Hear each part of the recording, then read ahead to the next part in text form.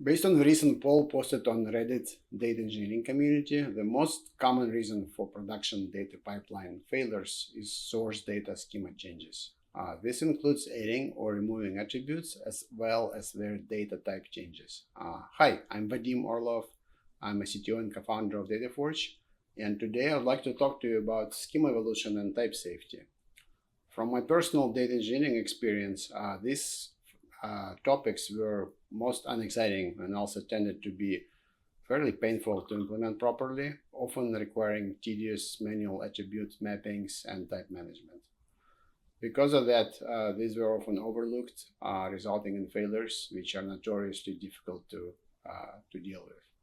This is because addressing the issues requires not just fixing the pipeline itself, but also dealing with all the downstream stages and storage layers, untangling the chain reaction of objects that you need to find and fix. If you haven't already, please check my blog linked in the description for more details and context. And with that, I would like to jump into the demo where I'll show you how DataForge helps you navigate these complex issues. I'm going to start with showing you how type safety works in DataForge. So I'm going to jump into the sales order, favorite test source from AdventureWorks. If you look at the data view, we have a few columns here, which I selected two. So there is order date and the ship date. And the business asked me to calculate the estimated arrival date for the order so we can communicate this to customers. And kind of give you a quick overview of what other sources are available here is I'm going to show you the quick relation diagram. So the sales order sits here in the middle, and it's connected to ship method and shipping address and state province. So I'm going to create a rule. Let's call it estimated shipping duration estimate in days. And for the expression, I'm going to use two components. So I'm going to first use the ship method dataset, and I have base ship duration attribute in there. And I'm going to multiply this by distance factor. So we're going to use state province dataset, and there we have attribute called ship distance factor, and this is just simple multiplication. Obviously it's like oversimplified for this demo, but you get the idea. So I have two integers multiplied, and that gives me another integer. And so several things happened here. So while I was creating this, you can see the system correctly validated the expression and determined that the expression data type is int. And if I were to make any errors while building this expression, for example, I could have just made an error here, and that would tell me, oh, this attribute does not exist on this source. Likewise, if I use the source name that does not exist, it will tell me right away, right here, that there's no such source in the system. And then finally, if I want to break the syntax and just put something there that doesn't make sense, I get red ink as well. So basically, it does not allow me to save the expression until it's valid. And finally, if I were to add attributes which cannot be reached from this source, for example, I have a product table, but it's not accessible. So if I were to, let's say, add it here, it allows me to edit, but it says no active relation path exists, right? So what it means, it's yes, this dataset product is in there, the attribute is correct, but I cannot access it because I don't have a relation set up into that. I'll show you in a second why is that. So for now, let's just save it. Have a new attribute. Let's click recalculate. Let me show you why product dataset was not accessible from the orders. So let's go to product, click on relations tab, show the graph. You see that product is connected to sales order detail via one-to-many relation, but it has no direct path to sales order. That's why you could not use product attributes in that source. So you have to kind of go through sales order detail first. So back to the sales order rules. I'm going to make one more rule. Let's call it delivery ETA. And I'm going to use a formula. Function date add, so we'll use ship date from this source, and then I will add to that an attribute which I just created, shipping duration estimate. So you can see my expression is validated, it's data type determined as a date. And now I have my delivery ETA date in the data set. So let's save it. I'm gonna click recalculate and should recalculate the data in a second. And then we can go to the data viewer and I'll show you what it looks like, what does the result look like. Okay, so it's done. Data viewer. These are my columns. All right, so these are my two attributes which I just added. So this is my estimated days, and this is my delivery ETA. And one thing I noticed immediately that some of those numbers seem to be like super high. So like 24 days. So I'm going to sort this descending, and some of those are really seem to be, there is something wrong with those numbers. Okay, so I'm going to use lineage feature and see where this is coming from. So back to my rules, I see that these come from, like I just made this attribute, right? And it's two things, right? It's a base ship duration or distance vector. So I'm going to start with base durations. So I'm going to go to the ship methods and look at the data real quick, and this seems reasonable to me. So all the numbers here. So I'm going to check the second component, which is in the state province. This is kind of my distance vector, and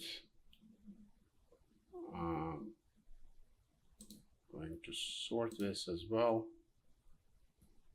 And I see that some of those numbers are really, really big, like 20 seems to be way too big. So let's see how this is calculated. So this is a rule. And I immediately see there is a typo here. There's like an extra zero, right? So when you're ordering something from France, you from some, instead of 2.0, you get 20. So I'm going to fix this, and what happens here is two things happen. So my data type changed. The system detected this is no longer integer but decimal, and it's trying to change the rule on because of that. And then before allowing me to do that, it checks all the downstream rules, and it finds this rule delivery ETA, which we just made, and it tells me, hey, you cannot use the decimal in the second component because it's only accepts integer numbers, which kind of makes sense, right? So I can either change this to,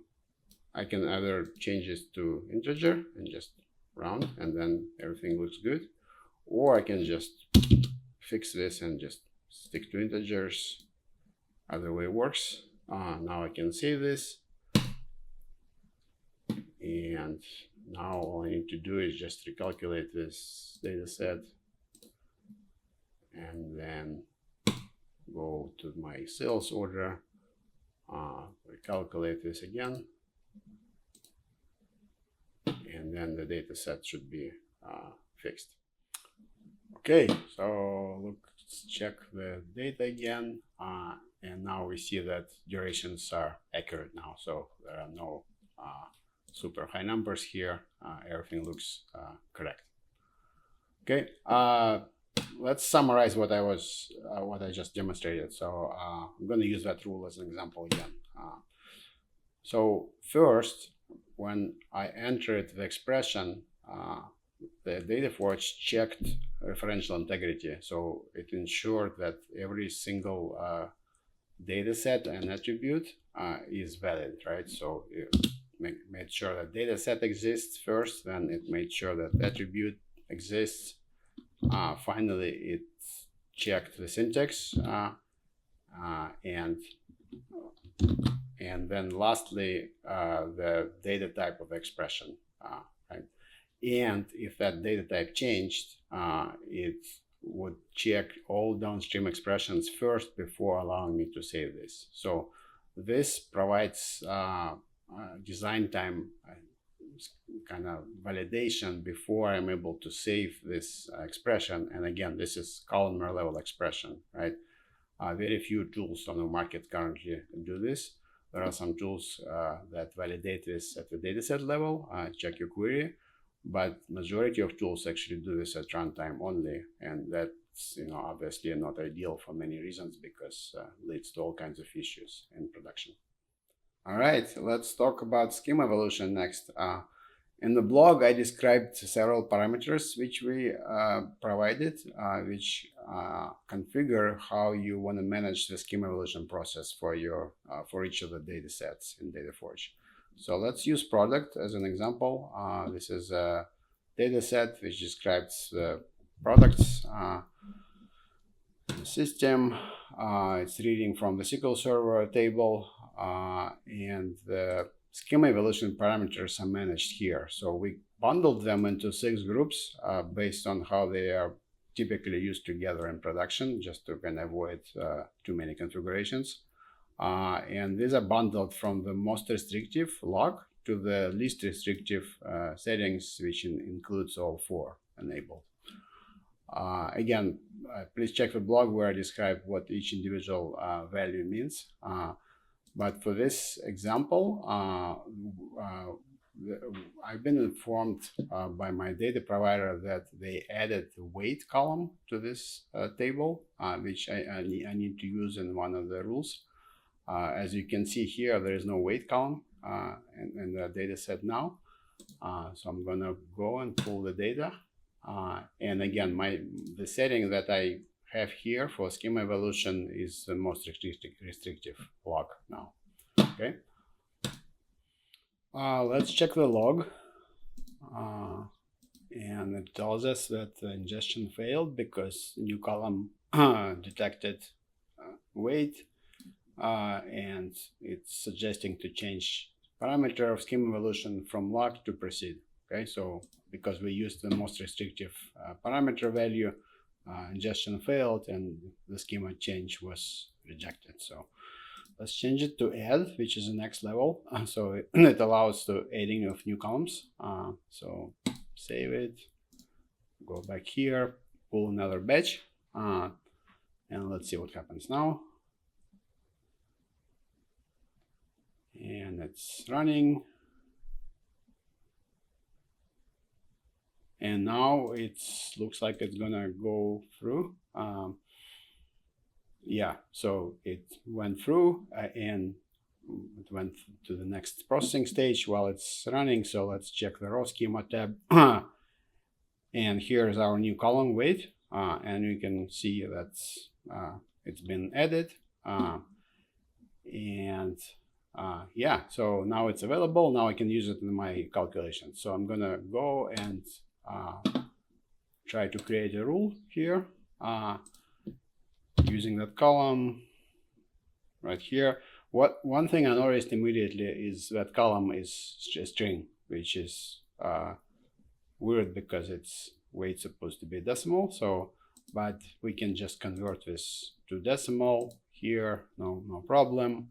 Let's just call it weight decimal. Okay, and then save. Okay, and if we look at the, let's click recalculate real quick. So we can see the data.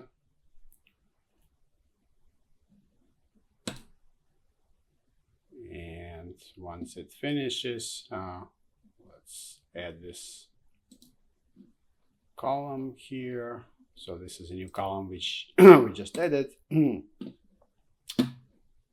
once recalculate finishes, I'll refresh.